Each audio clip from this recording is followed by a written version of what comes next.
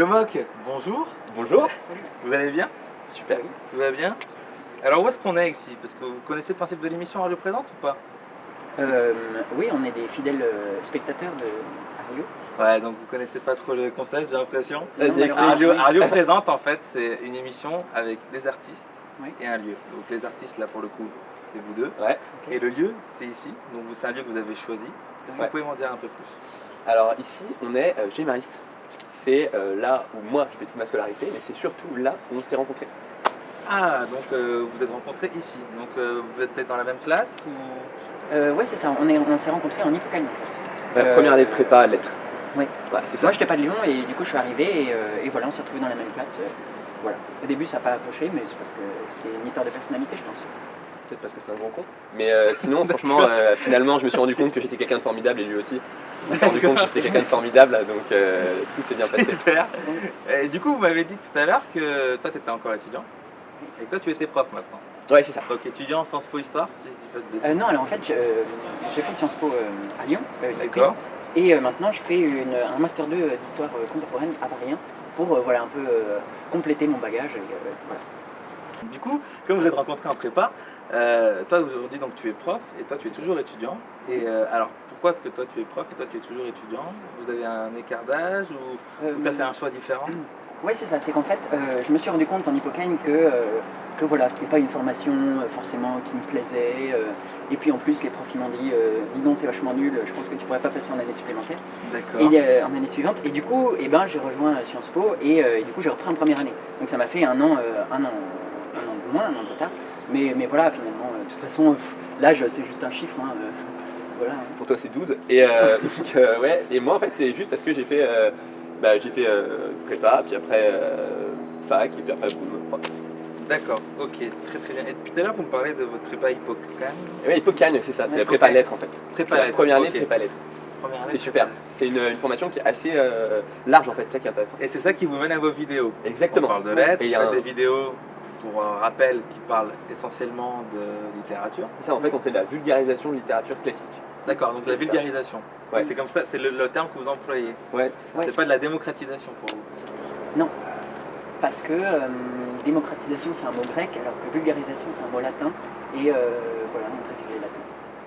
Est-ce que C'est c'est pas vrai ce que forcément- tu me racontes ou est-ce que c'est juste comme ça pour... Ouais, non, ouais, en fait, c'est je pense que je Ah, m'attendais c'est pas vrai, à c'est ça. vraiment... Mais, non, c'est pas pour ça, mais c'est vrai que c'est un mot grec et un mot latin. D'accord, ok, tu veux très savoir. bien. Non, je pensais que c'était pour ça. Tu n'hésiteras pas à dire la culture c'est comme la confiture. Mais à mon propos, non, je pense que je ne m'attendais pas à cette question-là. Je ne sais pas s'il y a un débat sur la question de savoir quelle est la différence entre démocratisation et vulgarisation.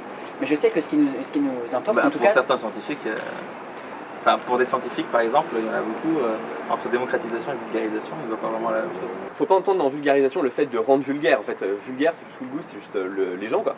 Ouais, Le fait de dire que bah, C'est pas ouais, une- non, c'est pas pas- forcément c'est pas pour le une rendre gnose, vulgaire, quoi. mais Oui. la vulgarisation c'est simplifier quelque chose Oui. pour que les gens le comprennent mieux.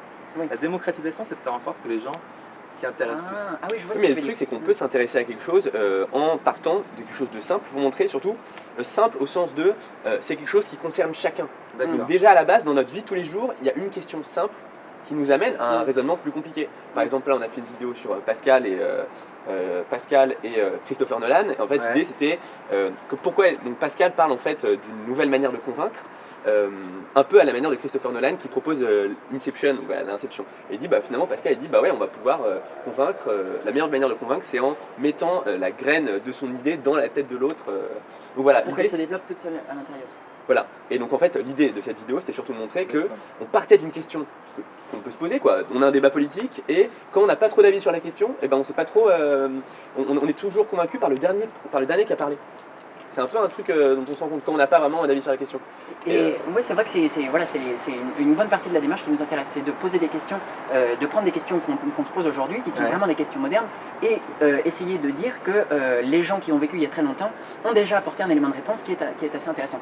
Mais pour revenir sur démocratisation et vulgarisation, on pourrait voir effectivement une différence, je ne sais pas si c'est la différence canonique, mais le fait de dire que la démocratisation passerait par le fait, par exemple, de réécrire Racine. c'est une hypothèse, hein, ça se trouve c'est pas Ouais, du tout ça, bien mais sûr. de réécrire Racine et de l'écrire dans un langage qui soit compréhensible par les gens d'aujourd'hui.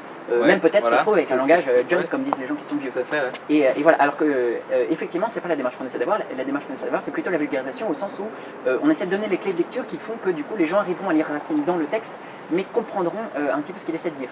Par exemple, un exemple qu'on prend souvent, c'est Madame Bovary. Le fait de dire qu'effectivement, quand tu ouvres Madame Bovary, c'est vraiment un livre qui te tombe des mains. C'est vraiment assez fréquemment le livre que les gens ont lu quand ils étaient en première ou en terminale et qu'ils ont trouvé chiant. Mais nous, on essaie de dire, effectivement, c'est difficile de comprendre et d'apprécier Madame Bovary quand on est jeune, Ouais. sauf si on nous donne la clé de lecture qui est notamment que c'est l'ironie en permanence. C'est-à-dire qu'à chaque page, il faut se dire que Flaubert, il rit sous sa grosse moustache en disant haha, Madame Bovary, elle croit qu'elle a trop la classe, alors qu'en fait, elle est un peu ridicule dans ce qu'elle fait. Et voilà, et donc nous, c'est vraiment la clé de lecture pour faire en sorte que les gens puissent toucher au cœur du texte et voilà, qu'il n'y ait pas de. On ne sert pas de nivellement, quoi, mais qu'on sert d'intermédiaire. L'idée, c'est une porte d'entrée simple pour un texte complexe. Combien de temps il vous faut pour faire une vidéo? Combien de temps vous avez de recherche? Où est-ce que vous faites vraiment des recherches? Alors pour la recherche, c'est un peu... déjà à la base, on part de notre formation aussi. Quoi, bon, en l'occurrence, par exemple, pour Game of Thrones, c'était les deux d'ailleurs. Et surtout justement en prépa lettres, on ne fait pas juste des lettres, on fait aussi de la philo, de l'histoire, de la géographie et tout. Et c'est cette formation, en l'occurrence pour moi, cette formation un peu complète en sciences humaines, qui me pousse à faire dans mes vidéos, dans les vidéos, tu vois, voilà, Des liens, quoi. Oui. des liens, le fait de dire tiens, ça on pourrait lier avec ça, on pourrait lier avec ça, et donc de faire des ponts entre les lettres et la philosophie, entre lettres, cinéma, histoire. Et en l'occurrence, par exemple, les idées, elles viennent simplement, par exemple pour Game of Thrones, j'ai fait un an où dans le programme en philo c'était philosophie politique. D'accord, ouais. Et donc résultat, j'ai bien pu travailler ça, et je me suis dit tiens, c'est étrange. Les personnages de Game of Thrones, ils sont un peu comme tous des porte-étendards d'une philosophie politique. On en D'accord. parle, et là on en parle. Et là, il y a un travail en aval. On a l'intuition en amont On a- et le travail en aval. Par exemple, le travail en aval, il était très important sur l'étranger. Parce qu'on aimait beaucoup cette œuvre, mais on l'avait assez peu travaillé finalement. Oui. Et donc, D'accord. et donc là, pour le coup, en fait, c'est quand on n'a pas travaillé une œuvre, le travail en aval, il est énorme. Alors que sinon, en fait, la plupart du temps, de toute façon, les œuvres, on les maîtrise déjà très bien. Donc c'est... Oui, parce que c'est des œuvres un peu classiques, mais c'est vrai qu'on pourrait dire qu'effectivement, il y a ces deux chemins, là, ces deux pistes différentes. C'est-à-dire qu'il y a les fois où on a déjà l'idée, c'est-à-dire que, je sais pas, par exemple, en regardant Game of Thrones, au fur et à mesure, on s'est dit, putain, mais c'est ouf, ils sont tous les héros d'une certaine philosophie politique, et du coup, c'est plus facile. C'est-à-dire que tu as déjà ton idée, tu te dis, c'est ça que j'ai envie de dire, et donc, après, tu débroussailles dans ce sens-là. Mais par exemple, là, on est en train de travailler sur Oedipe Roi, de Sophocle, et effectivement, on se dit, on a envie de travailler sur cette œuvre-là parce qu'elle est au programme des terminales, qu'elle nous a été demandée et qu'on se dit que ça pourrait être utile pour les gens qui sont dans ces classes-là d'en apprendre plus sur le sujet. Et donc là, tu prends l'œuvre et tu te dis, qu'est-ce que je vais dire d'intéressant à ce sujet-là? Donc effectivement, dans ces situations-là, il faut travailler un peu plus parce qu'il faut vraiment défricher à mort, quoi, pour se dire, D'accord. voilà cette idée que je vais prendre et qui va me paraître pertinente. Donc par exemple pour ce travail-là, ça vous a pris combien de temps? Et bien là, Oedipe, je pense que ça fait depuis le début du mois de septembre qu'on y est, là, au moment où on tourne, on est le 24 ou 25, je pense. Ouais. Et voilà, et je pense que ça va sortir peut-être fin octobre. Mais, Ah oui, quand même. Après, le travail en amont, en tout cas en nombre d'heures passées, est moins important que le travail de post-production. Le plus important, en fait, ce qui prend le plus de temps pour nous, vu qu'on a quand même déjà à la base, malgré tout, une formation, un socle de connaissances, en fait, c'est surtout le travail de la post-production qui nous prend un temps monstrueux. Oui, parce qu'on n'a pas fait d'école technique, quoi. C'est-à-dire que du coup, tout s'apprend sur le tas, et c'est un peu difficile au début. Ouais. Et pour revenir sur ce que tu disais sur les connaissances, en fait, le travail d'écriture, le plus long en fait pour nous, c'est surtout d'être très clair. Parce que nos premières vidéos, on se rend compte qu'on n'est pas très clair et tout. Et justement, dans cette idée de vulgarisation, Il y a de une certaine démocratisation, évolution dans vos vidéos, ça se voit, hein, ça se ressent. et bien justement, ouais, merci.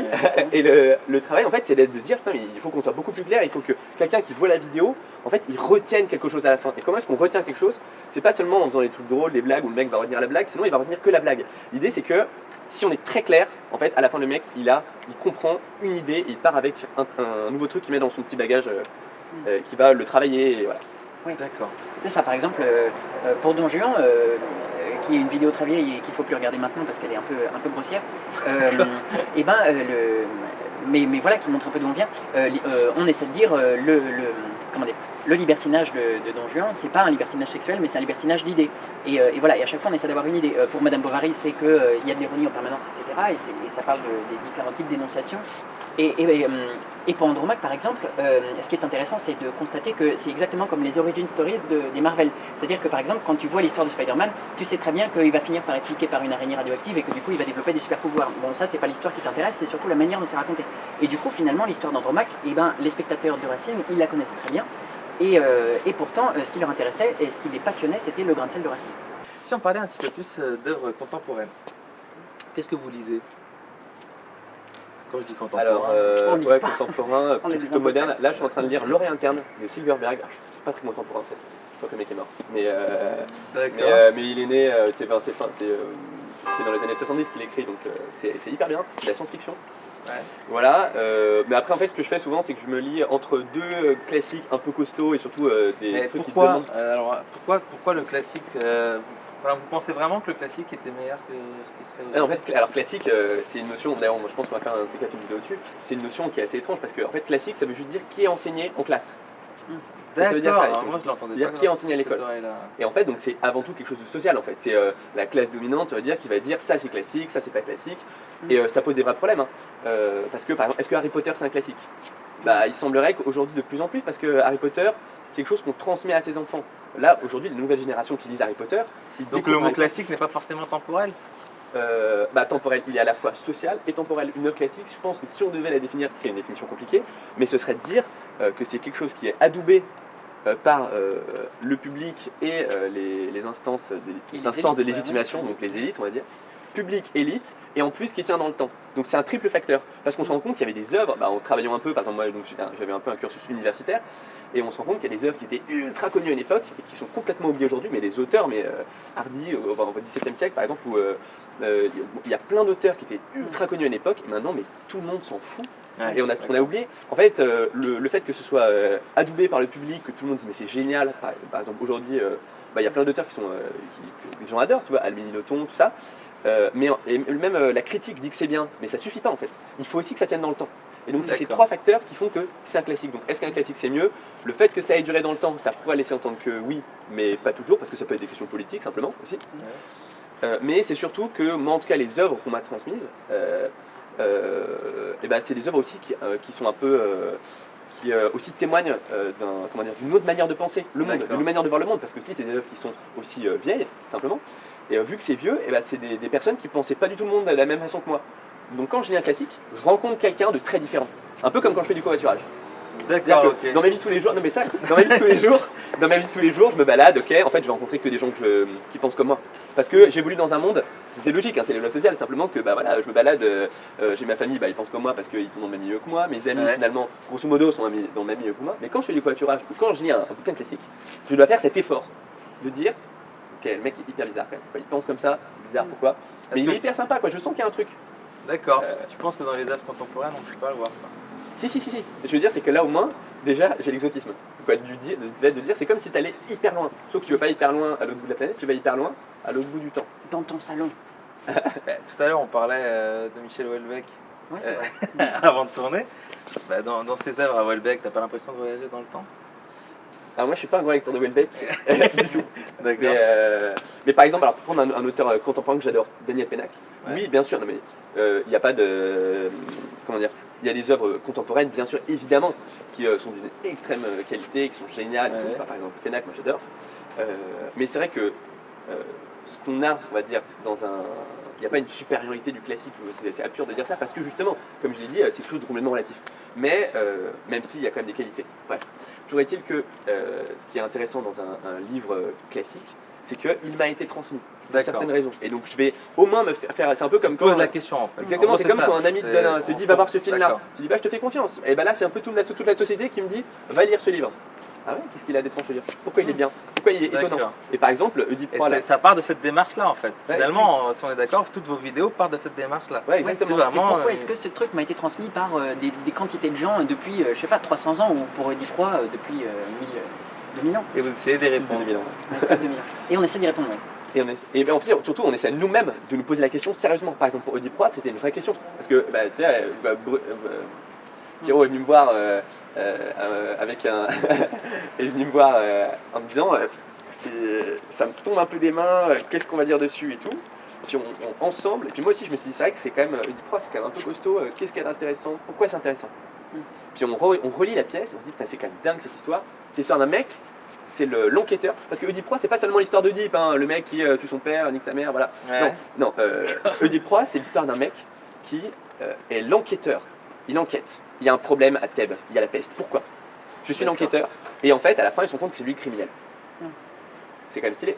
Et cette histoire-là, on l'a déjà vu plein de fois en fait. Fight Club, c'est l'histoire d'un mec qui est un enquêteur. Quoi qu'un enquêteur. Il enquête un peu sur qui est Tyler Durden, pourquoi est-ce qu'il agit comme ça, qui est cette personne passionnante. Et à la fin, ils se rendent compte, spoiler. Et voilà. C'est sa mère. Non, mais il y a cette idée. En fait, C'est pas sympa pour tous les gens qu'on peut. Cette idée de l'enquêteur et le criminel. C'est une idée quand même qui a traversé quand même la littérature qu'on retrouve et en fait la culture aussi européenne et qui est une idée passionnante et hyper intéressante. Voilà, je vais pas continuer là-dessus. Bah non mais ça m'en laisse bouche bée ce que tu me racontes. Non mais d'accord, super. Du coup, allez, donnez-moi un auteur et une œuvre chacun que vous pouvez conseiller aux gens qui vont vous regarder tout simplement. Alors moi, auteur moderne quoi. Moderne ou moi, classique, un de mes auteurs préférés c'est Henri Michaud. D'accord.